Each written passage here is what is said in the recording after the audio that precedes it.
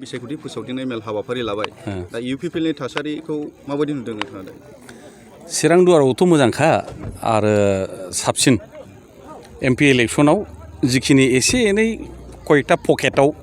मानसिफ्रा बुजिनायाव एसे आन्दायदोंमोन कनफिउस जादोंमोन बे गैला गतिके बिराद मोजाङाव बहाय माने भटआ इउपिपिएलआ भटआ मोनगोन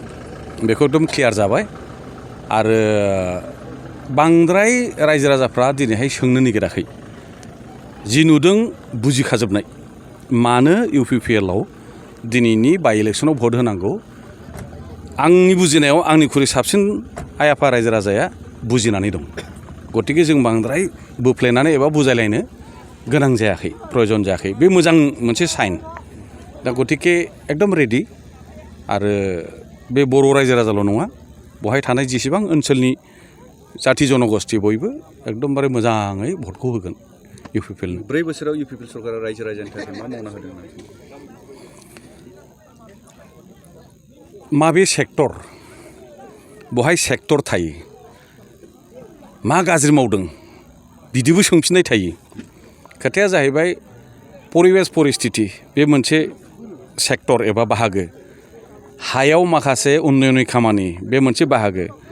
ओमफ्राय माखासे जोंनि सोलोंथाइ बिथिं बेबो मोनसे सेक्टर हारिमुवारि बिथिं बेबो मोनसे सेक्टर गेलेनाय बिथिं बेबो मोनसे सेक्टर गुबुन गुबुन जाथि हारि माहारिनि गेजेराव मोजां सुसम्पर्क खालामनाय बेबो मोनसे बाहागो बेबो मोनसे सेक्टर दा फंसेयै मा गाज्रि मा मोजां होनोब्ला फंसेयै बिनि सोंनायनि फिननायाव हयथ' मोनसे जवाबजों बियो क्लियार जानाय नङा मोनसे फिननायजों जानाय नङा आङो फंसे रावै बेखौल' बुंगोन जथेस्थ' मोजां खामानि मावदों आरो सेस्थायाव दङ मोननै खोथा मावनो इच्छा गैखाया बे खोथाया मोजां नङा इच्छा दं माखासे सम परिबेसनि थाखाय हयथ' माखासे खामानिया स्ल' जादों बहाय हयथ' रायजो राजाफ्रा बयबो बुजियो खिन्थु इच्छायानो गैया नायसनथारा बेथ' खोथाया गाज्रि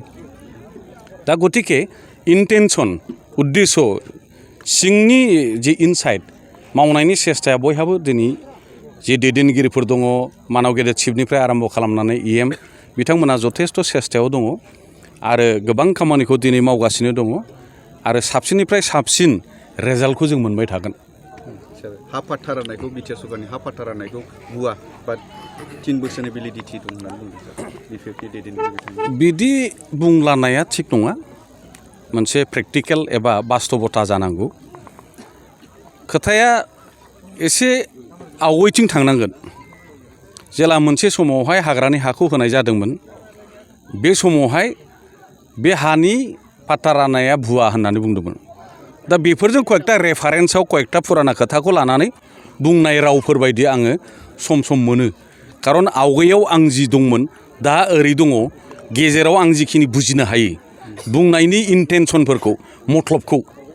दा गतिके बहाय बिदि बुंलायबाय थानानै जोंनि रायजो राजानि समस्या समाधान जाया जोंनि नोजोर आरो थांखिया जोंनि रायजो राजानि गोरिब दुखिया बोरै जों समस्याखौ समाधान खालामनो बिथिं थांनांगौ पाट्टा राननायाबो नंगौ मोनबावनांगौ दंनायाबो नंगौ बे मोनबाय थागोन फरेस्टनि पाट्टा जे हा राननाय सिगांनियाबो नंगौ दानियाबो नंगौ आरो दिनैहाय बे फरेस्टनि पाट्टा मोनखांनाय गामिफोरखौ रिभिनिउ खालामनायनि जि सिन्था बेबो नंगौ।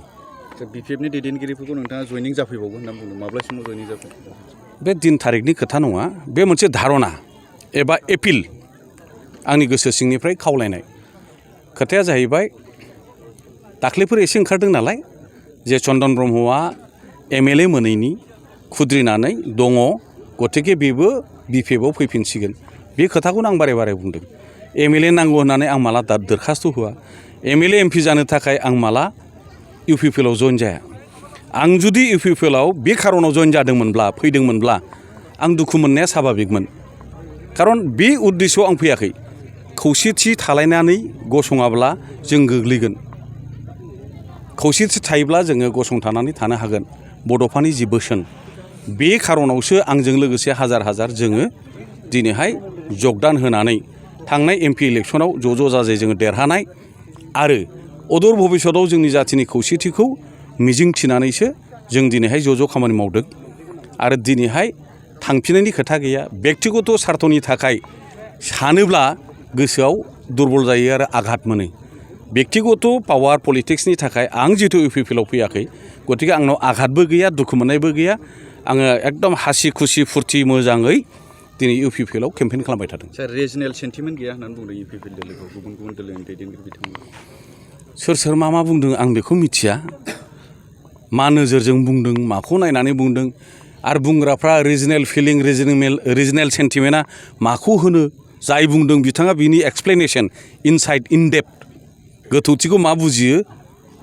बेनाव सोंग्रोनांगोन थेंक इउ नोंथाङाबो इन्टारनेशनेल जब मावनो गोसो दङ नामा नोंथांनि बैसोआ जुदि 9निफ्राय 30नि गेजेरावब्ला नोंथांनि थाखाय लानानै फैदों मोनसे गोजोनथाव रादाब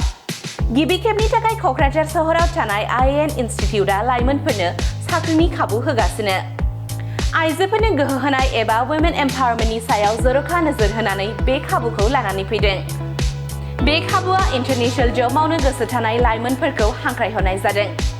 गिबि खेबनि थाखाय इउएसएनि कार्निवल क्रुज लाइनआ इन्टारनेशनेल रिक्रुटमेन्टनि खाबुखौ क'क्राझारनि IAN institute of aviation and hospitality मेनेजमेन्टआव लानानै फैदों गासै 150 बिजाथिफोरखौ USA, इंलेन्ड, अस्ट्रेलियायाव थोंजों साख्रिनि थिसनथायनि खाबु होगोन बेनि गेजेराव 100 बिजाथिफोरा आइजो आरो 50या हौवाफोर जागोन बे साख्रिनि थाखाय नोंथांनि खाबजाथाव बैसोआ जानांगोन 9निफ्राय 30नि गेजेराव आरो नोंथाङा रोखा इंराजि एबा फ्लुएन्ट इंलिश रायज्लायनो रोंनाय जानांगोन